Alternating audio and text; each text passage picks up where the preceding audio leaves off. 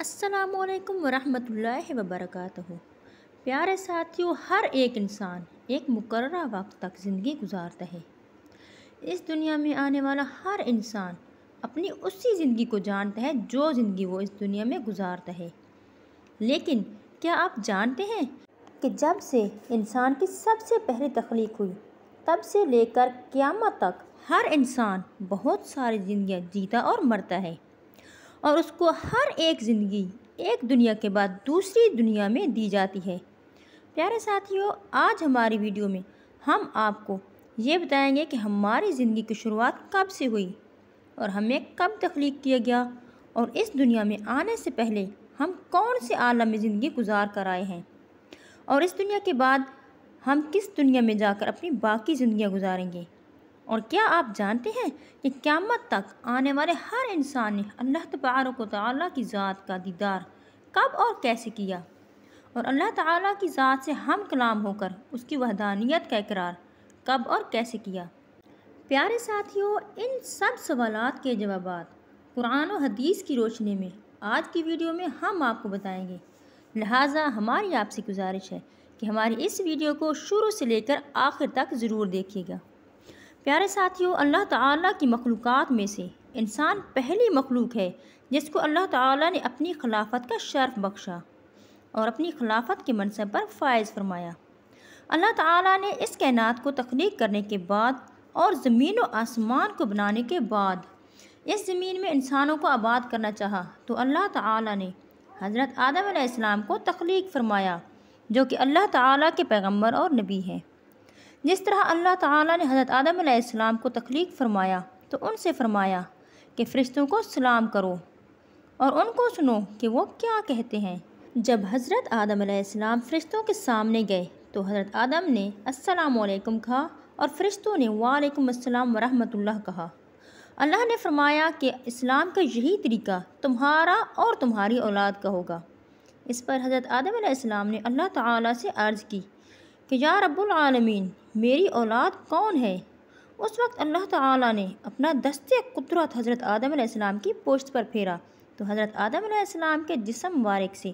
ان سب انسانوں کی روحیں نکلنا شروع ہو گئیں جو قیامت تک اس دنیا میں آئیں گے۔ اس وقت انسان اس دنیا میں جسم کے بغیر صرف ایک روح کی شکل میں تھے، اور قیامت تک آنے والے تمام انسان کی یہ سب سے پہلی تخلیق تھی اور پہلی دنیا میں تھی۔ اس طرح جو قیامت تک آنے والے تمام روحیں ایک مقام پر جمع ہو گئیں تو اس وقت اللہ تعالیٰ نے ان تمام روحوں کو عقل اور شعور عطا فرمایا اور ان کے سامنے اپنی وحدانیت کے دلائل پیش کیے۔ اللہ تعالیٰ ان سے ہم کلام ہوا، جیسا کہ اللہ تعالیٰ سورہ اعراف کی آیت نمبر 172 میں ارشاد فرماتا ہے،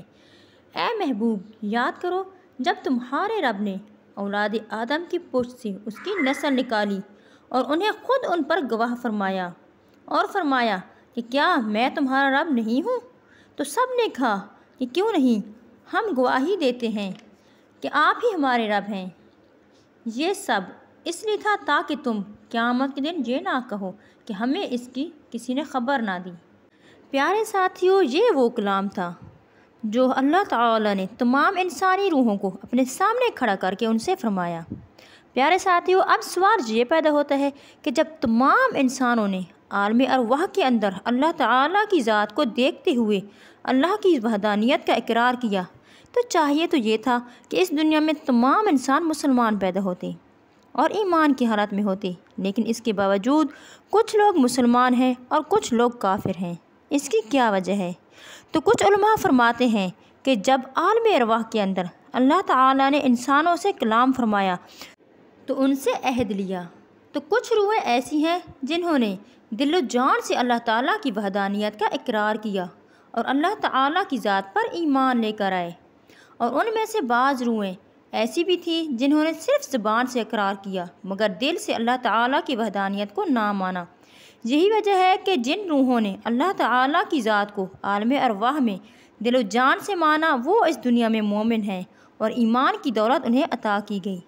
اور جن روحوں نے زبان سے مانا اور دل سے اقرار نہیں کیا تو اللہ تعالیٰ نے اس دنیا میں ان کو کافر پیدا کیا۔ پیارے ساتھیوں، اس دنیا کی تخلیق سے پہلے انسان کی سب سے پہلی تخلیق عالم ارواح میں ہوئی۔ عالم ارواح کے بعد انسان عالم دنیا میں ایک نئی تخلیق سے آیا۔ یہ دوسرا عالم ہے جس میں ہم زندگی گزار رہے ہیں، اور اس دنیا میں مقررہ وقت تک تمام انسان زندگی گزاریں گے اور پھر سب کو موت کا مزہ چکھنا ہے،